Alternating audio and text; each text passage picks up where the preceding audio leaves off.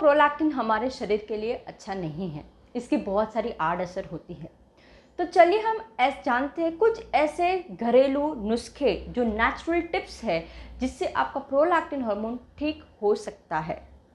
जी हाँ, नमस्ते दर्शकों, मैं हूँ डॉक्टर तन्वी मयूर पटेल, एंडोक्राइनोलॉजिस्ट यानी कि हार्मोन विशेषज्ञ डॉक्टर, मुंबई से। अगर आपको इस वीडियो को अंग्रेजी भाषा में देखना है तो ऊपर एक लिंक है, आप उस लिंक पे क्लिक कर सकते हैं। यह वीडियो आपको अंग्रेजी भाषा में मिल जाएगा। If you want to watch this video in English language, there is a link above.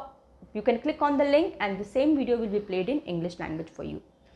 तो जैसे ही प्रोलैक्टिन बढ़ जाता है, हम मरीजों को उसका ट्रीटमेंट देते हैं, तो सबसे पहला सवाल आता है मरीजों का, डॉक्टर कुछ ऐसे ही चेंजेस बता दीजिए जो हम घर पे कर सकते हैं जिससे हमारा प्रोलैक्टिन हार्मोन ठीक हो जाए।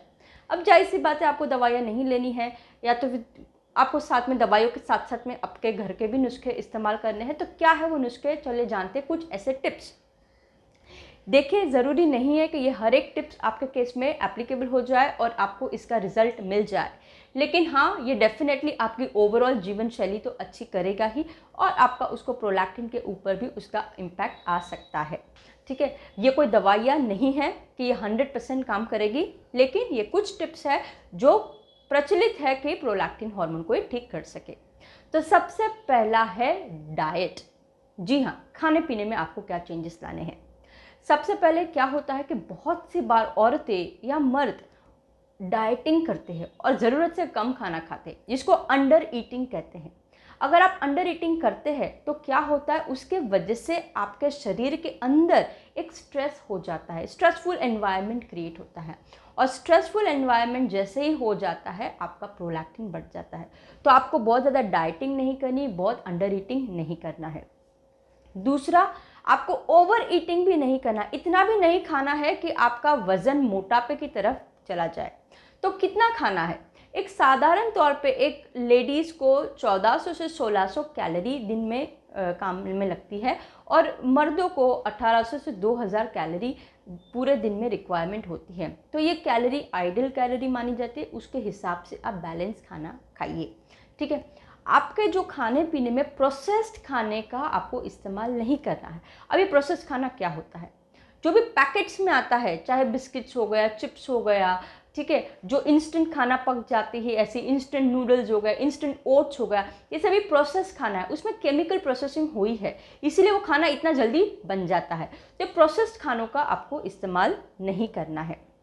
आपके खाने में बहुत ज़्यादा कार्बोहाइड्रेट नहीं लेके आना। अब कार्बोहाइड्रेट किस में होता है, हो गया चावल में, हो गया गेहूं में, हो गया, बहुत ज़्यादा मात्रा में भर भर के, प्लेटों भर भर के नहीं खानी है।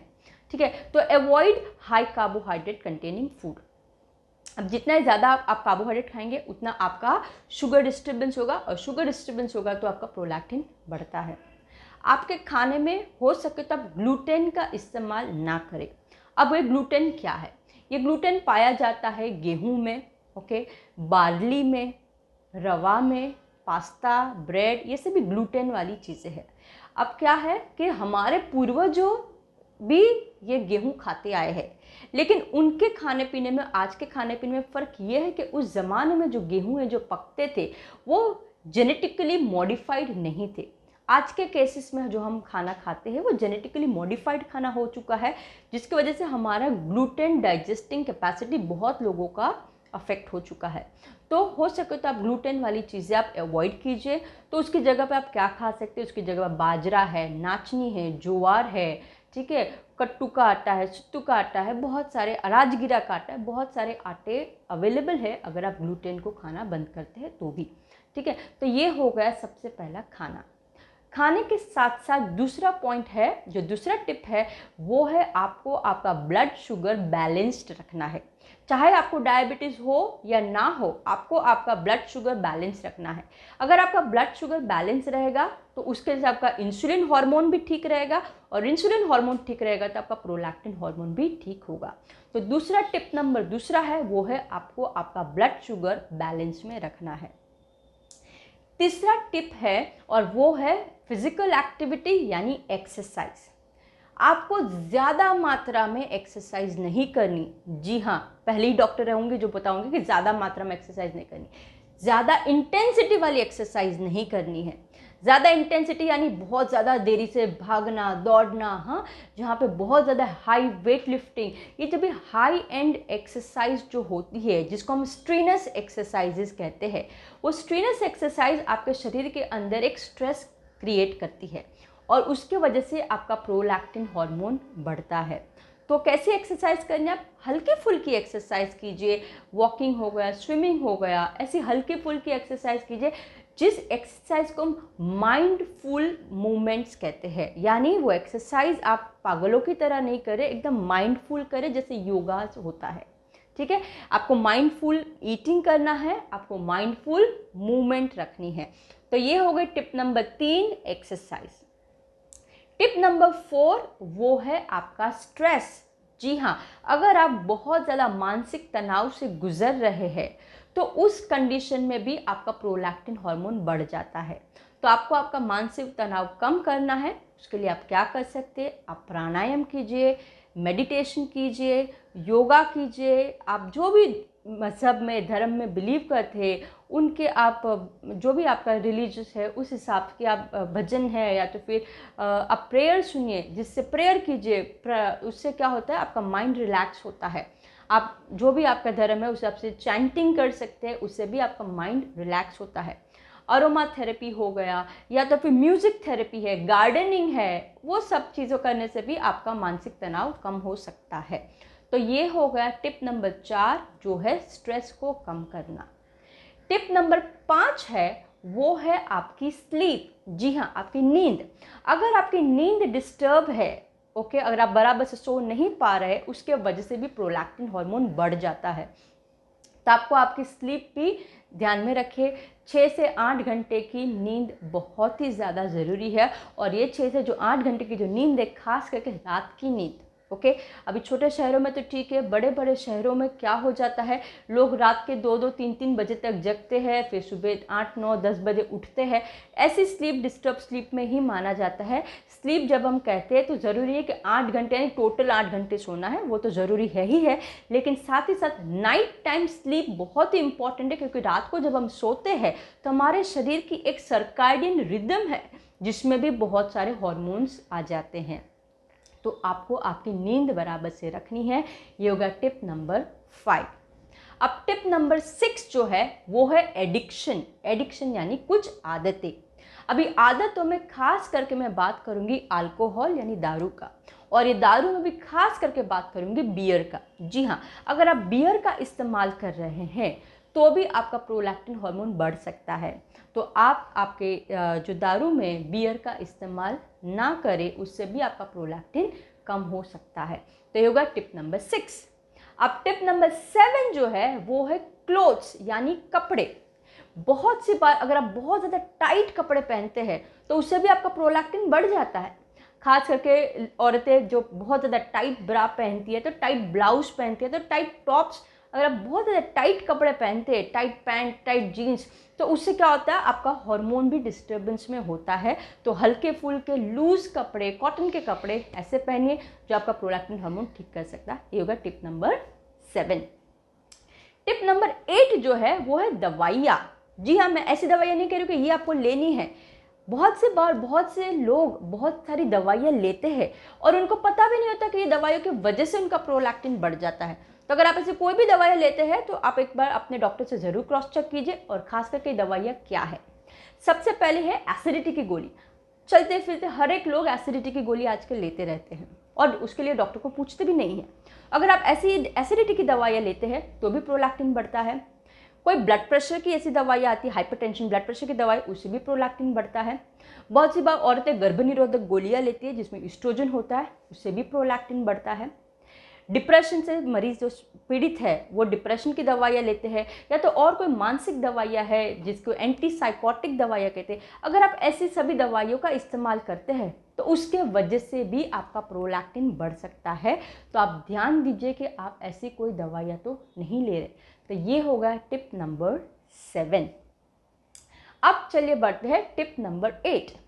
आप ये चेक करवा लीजिए कि आपके शरीर में और कोई बीमारी तो नहीं है, खास करके थायराइड की बीमारी, औरतों के अंदर पीसीओएस, पीसीओडी की बीमारी, या तो लिवर की बीमारी, किडनी की बीमारी, आप ये सभी भी अपने बॉडी पार्ट्स को चेक करवाइए कि आपको ये सब बीमारियां तो नहीं है। तो ये होगा टिप नंबर 8। टिप नंबर 9 जो है वो है हर्ब्स, कुछ ऐसे हर्बल तरीके जिससे आपका प्रोलैक्टिन ठीक हो सकता है। अब इसमें जो हर्ब्स में है उसमें सबसे पहले आता है अश्वगंधा। जी हाँ, अश्वगंधा को आयुर्वेदा में बहुत ही इम्पोर्टेंस दिया जाता है। अश्वगंधा का जो हर्ब है, खास करके उसके जो जड़ें हैं, जो रूट से है, वो एक स्ट्रेस रिलीवर का काम करती है। वो आपका स्ट्रेस, तनाव कम करती है और इससे इनडायरेक्टली वो आपका प्रोलैक्टिन कम कर सकती है। नीचे डिस्क्रिप्शन में मैंने कुछ लिंक दिए हुए हैं, वो लिंक पे आप क्लिक करके आप वो दवाइयाँ ले सकते हैं, वो हर्ब्स आप मंगवा सकते हैं। ठीक है, तो वो हो गया अश्वगंधा। फिर आता है टर्मरिक यानी कि हल्दी। हल्दी भी बहुत सारी गुणकारी है। हल्दी का सेवन करने से भी आपको प्रोलैक्टिन में काफ़ी फायदे होते हैं। और एक आयुर्वेदा में एक दवाई है जिसको कचनार गुगुल कहते हैं। ये कचनार गुगुल भी प्रोलैक्टिन हार्मोन को कम करने में काफ़ी अच्छा माना गया है। मैं आयुर्वेदा एक्सपर्ट नहीं हूँ, लेकिन ये कुछ आयुर्वेदा की कुछ हर्बल सप्लीमेंट्स हैं जो आपको हेल्पफुल हो सकती है। 9वां है वो है सप्लीमेंट्स। जी हाँ, कुछ ऐसे सप्लीमेंट्स, लोग विटामिन की गोलियों का सप्लीमेंटेशन करते हैं। तो क्या है ऐसे विटामिन की गोलियाँ?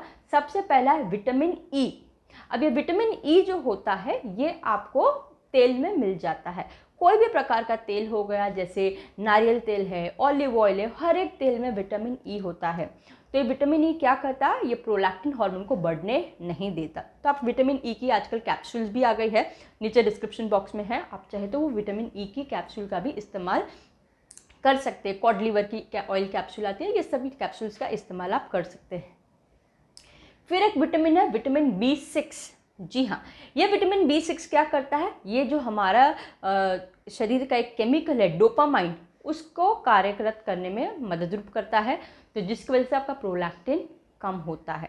अब विटामिन B6 की गोलियां भी आती है, जो खाने पीने में कुछ ऐसे खाने हैं जहाँ पे B6 ज़्यादा मात्रा में पाया जाता है, जैसे आलू हो गया, फिर पालक हो गया, फिर केला है, देन चिकन है जो मुर्गी है, और ख़ास प्रकार की मछली जिसका नाम है साल्मन। ये सभी खाने में ये सब विटामिन B6 ज़्यादा मात्रा में पाएगा। तो ये होगा टिप नंबर 9 जो है सप्लीमेंट्स। टिप नंबर 10 वो है अरोमा ऑयल्स। जी हाँ, कुछ ऐसे ऑयल जो आपका इस्तेमाल करने से आपको ये प्रोलैक्टिन हार्मोन कम करने में फ़ायदा कर सकता है। अब ये ऑयल आपको खाने नहीं है, ये ऑयल का जो अरोमा ऑयल का थेरेपी जो होता है, ये आप आपके घर में कुछ भी जो अरोमा डिफ्यूज़र है उसका इस्तेमाल कर सकते हैं। इससे क्या होता है, आपको एक काम डाउन कर सकते हैं, और जैसे ही काम डाउन होते हैं स्ट्रेस कम होता है, ये आपका प्रोलैक्टिन हार्मोन कम करने में सहायता कर सकता है। तो ये हो गए 10 ऐसे नेचुरल तरीके प्रोलैक्टिन हार्मोन को ठीक करने के। प्लीज़ एक बात का ध्यान दीजिए, ये सभी नेचुरल तरीके हैं प्रोलैक्टिन ठीक करने के लिए, लेकिन ये सभी तरीके 100% किफ़ायती है और काम करेंगे, इसकी कोई गारंटी नहीं है। ये दवाइयाँ नहीं हैं जो प्रोलैक्टिन ठीक करेगी ही। तो आप ये तरीके डेफिनेटली ट्राई कर सकते हैं आपकी रोज़मर्रा की ज़िंदगी में। अगर प्रोलैक्टिन ठीक नहीं भी होता है तो भी ये सभी चीज़ों से आपका डे टू डे लाइफ और आपकी ओवरऑल हेल्थ काफ़ी बेनिफिशियल होती है। अगर ये सभी इस्तेमाल करने के बावजूद अगर आपका प्रोलैक्टिन बढ़े ही रह रहा है, तो आपको डेफिनेटली जो मेडिकली जो दवाइयाँ है उसका इस्तेमाल करना हो सकता है, या तो और भी ट्रीटमेंट के ऑप्शंस जो होते हैं वो हो सकता है आपको वो लेने पड़े। वो ट्रीटमेंट के क्या ऑप्शंस है उसके लिए मैंने एक अलग सा वीडियो बनाया है, अगर आपने वो वीडियो नहीं देखा तो आप वो देख सकते हैं। ठीक है, वो जो है वो 100% काम करने वाले तरीके हैं। ये जो है ये आपको एक एड ऑन हो सकता है, सप्लीमेंटेशन हो सकता है, लेकिन ज़रूरी नहीं है कि ये सभी करने से आपका प्रोलैक्टिन डेफिनेटली कम हो जाएगा, क्योंकि प्रोलैक्टिन बढ़ने के और भी बहुत सारे रीज़न हैं जो ये नेचुरल तरीके शायद से काम ना कर पाए। ठीक है, और आपको और कोई भी कमेंट्स है तो आप नीचे दिए कमेंट बॉक्स में ज़रूर लिखिए। मैं हर कमेंट को बहुत अच्छे से पढ़ती हूँ और मैं कोशिश करती हूँ हर एक कमेंट का मैं जवाब दूँ।